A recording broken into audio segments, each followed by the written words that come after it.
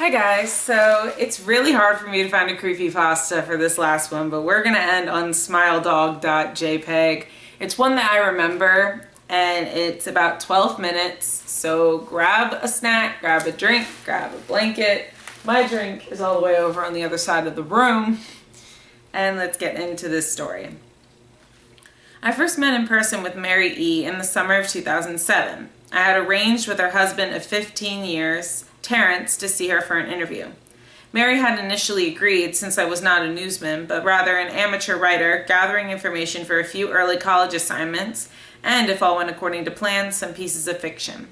We scheduled the interview for a particular weekend when I was in Chicago on unrelated business, but at the last moment, Mary changed her mind and locked herself in the couple's bedroom, refusing to meet with me. For half an hour, I sat with Terrence as we camped outside the bedroom door. I listened and taking notes while he attempted fruitlessly to calm his wife. The things Mary said made little sense, but fit with the pattern I was expecting. Though I could not see her, I could tell from her voice that she was crying. And more often than not, her objections to speaking with me centered around an incoherent diatribe on her dreams, her nightmares. Terrence apologized profusely when we ceased the exercise, and I did my best to take it in stride. Recall that I wasn't a reporter in search of a story, but merely a curious young man in search of information. Besides, I thought at the time I could perhaps find another similar case if I put my mind and resources to it. Mary E. was the SISOP for a small Chicago-based bulletin board system in 1992. When you first encountered Smile.jpeg, and our life changed forever, when she first encountered. She and Terrence have been married for only 5 months. Mary was one of an estimated 400 people who saw the image when it was posted as a hyperlink on the BBS. Though she is the only one who has spoken openly about the appearance, the rest have remained anonymous or are perhaps unalived. In 2005, when I was only in 10th grade, Smile.jpeg was first brought to my attention by my growing interest in web-based phenomena. I've never seen that word before. Okay. Growing interest, basically. Mary was the most often cited victim of what is sometimes referred to as smile.dog. That being smile.jpeg is reputed display. What caught my interest, other than the obvious macabre events of the cyber legend and my proclivity towards such things, was a sheer lack of information, usually to the point that people don't believe it even exists other than as a rumor or hoax.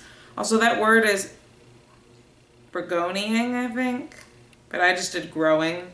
But it is unique because though the entire phenomenon centers on a picture file, that file is nowhere to be found on the internet. Certainly many photo-manipulated simulacra litter the web, showing up with the most frequency on sites such as the image board 4chan, particularly the X/focused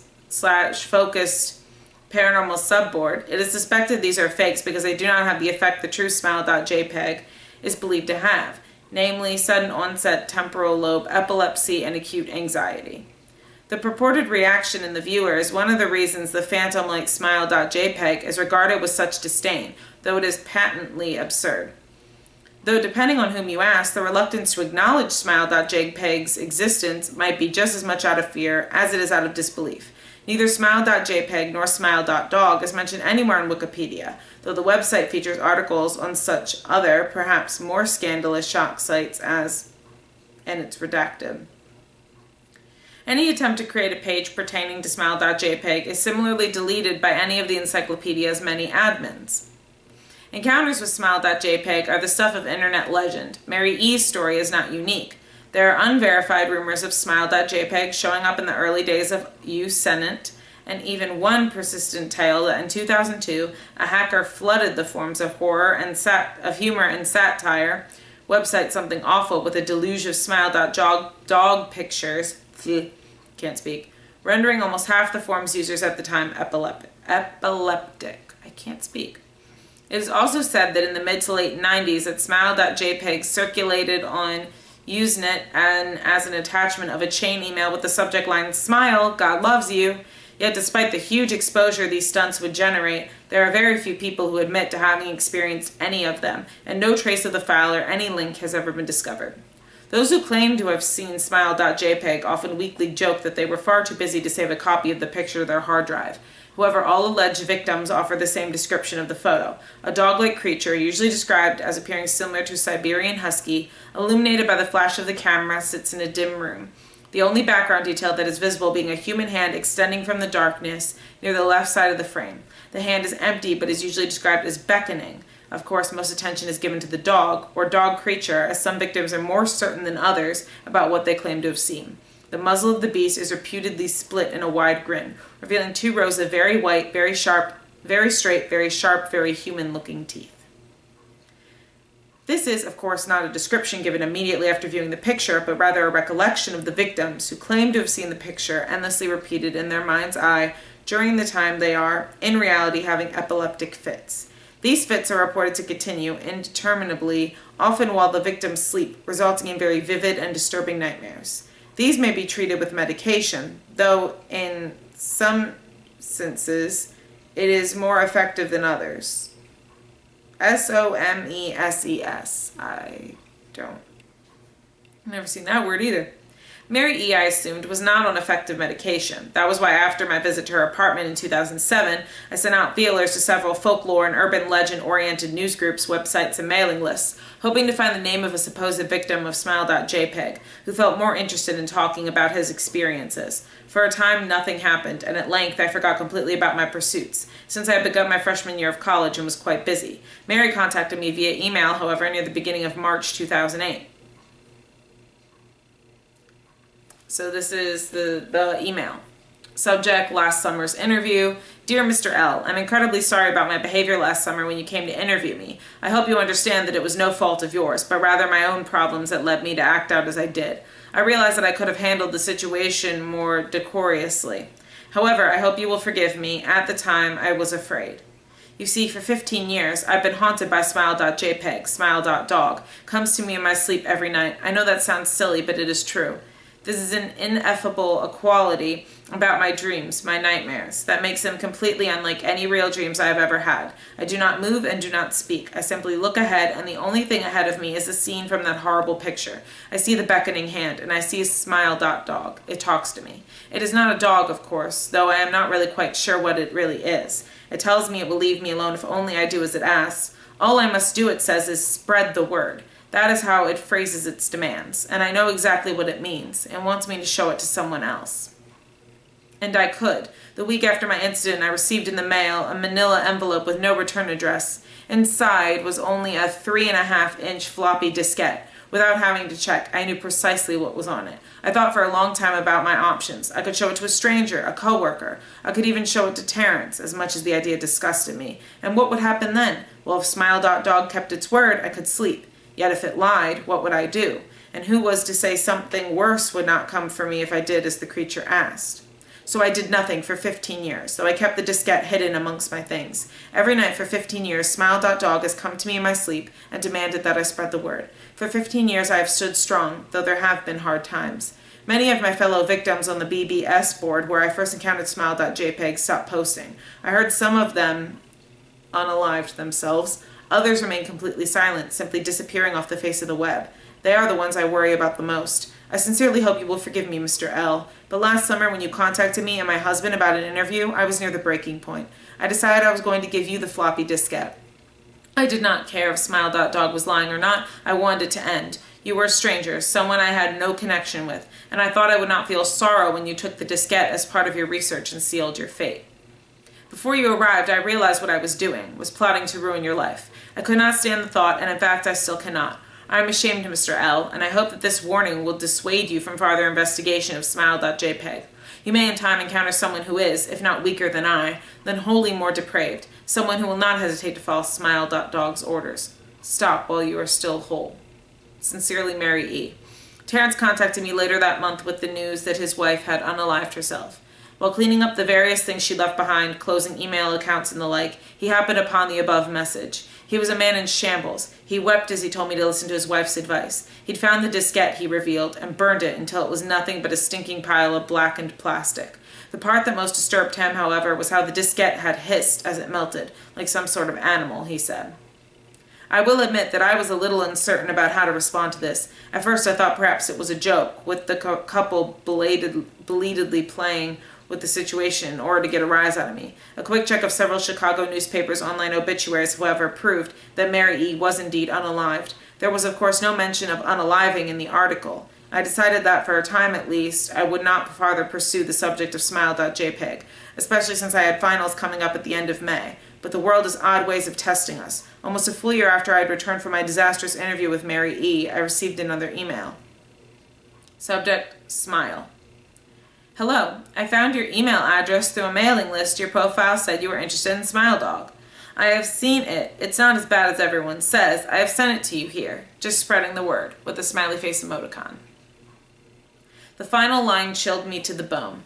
According to the email client, there was one file attached called naturallysmile.jpg. I considered downloading it for some time. It was mostly likely a fake, I imagine, and even if it weren't, I was never wholly convinced of smile.jpg's peculiar powers. God. Mary E.'s account had shaken me, yes, but she was probably mentally unbalanced anyway. That is so mean. Anyway. After all, how could a simple image do what Smile.jpg was said to accomplish? What sort of creature was it could break one's mind with only the power of the eye? And if such things were patently absurd, then why did the legend exist at all? If I downloaded the image, if I looked at all, and if Mary turned out to be correct, if Smile.dog came to me in my dreams demanding I spread the word, what would I do? Would I live my life as Mary had, fighting against the urge to give in until I unalived? Or would I simply spread the word, eager to be put to rest? And if I chose the latter route, how could I do it? Whom would I burden in turn? If I went through with my earlier intention to write a short article about Smile.jpg, I decided I could attach it as evidence, and anyone who read the article, anyone who took interest, would be affected. And even assuming the Smile.jpg attached to the email was genuine, would I be capricious enough to save myself in that manner? Could I spread the word? Yes. Yes, I could. And I've seen the image before, and Smile.jpg has never visited me in my dreams. So this story is fake. Like with all the stories I tell, they're just little horror stories that were written on the internet. If you want to see the picture, you can look it up for yourself. Obviously, the story that I linked down below, the one that I read, will have a picture at the bottom, so you can scroll all the way to the bottom if you want to see that. He used a lot of SAT words. Some I knew, some I had never seen before, yada, yada, yada. The person who sent the email to him attaching the picture should learn better grammar. But anyway, yeah guys, that is the last creepypasta of spooky season, and we ended on a little bit of a nostalgic one. This is a little bit of an older one. I like to read older creepypastas because I'm familiar with them. Yeah, I really enjoyed this series of reading creepypastas to you guys, especially Candle Cove, because that was my absolute favorite. But let me know what you guys think about these stories. Put down any creepypastas below that you want me to check out or read for next spooky season. You guys are getting treated. So the day that you're seeing this, there will be another video coming out about how to stay safe on Halloween, depending on what you're doing. I'll talk about whether you're trick-or-treating or whether you are, you know, taking kids to trick-or-treat, or whether you are thinking of using a Ouija board. I will be talking about how to stay safe with all of those things. And again, it's just Halloween is a fun night to go out and to party, but make sure you're taking steps to keep yourself safe. Also,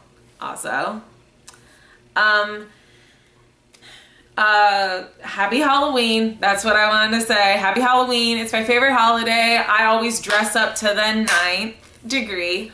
On Halloween, you'll also be getting a special little video. I decided to do the challenge of talking to Siri at 3 a.m. So I will be getting that out to you on Halloween, like the actual Halloween. You guys can watch that. Also, another little thing is I am also going to be releasing a podcast episode on Halloween. Me and my co-host, I'm at least dressing up in my Halloween costume. I don't know if she is, but I'm at least doing it. to, you know, just do something fun. It might be through Zoom this time, and hopefully my computer will not just, you know, all of a sudden just decide it wants to, like, restart in the middle of it, because we only have 40 minutes. Yeah, now Zoom only allows you to do 40-minute meetings instead of longer, unless you pay like $159. Like, that's ridiculous. When I did the Zodiac, the Exposing Zodiac series, which I still need to finish, but I need to find a Sagittarius. But when I did those through Zoom and like everything, I could do up to an hour. Like, I could do as long as I wanted to set it for. And now it's like I can only do 40 minutes. I don't know. It's weird. They're just trying to get more money out of you, but I'll see maybe if another one like Microsoft Teams or something has unlimited time. But I want to use Zoom because Zoom can film it for me so that I can use it. But yeah. So, thank you guys for watching. I just noticed there's a spider in the room with me. Thank you guys for watching. And happy Halloween again. Comment down below what you're going to be for Halloween. I'm very curious to know. And I'll see you guys in the next video. Bye!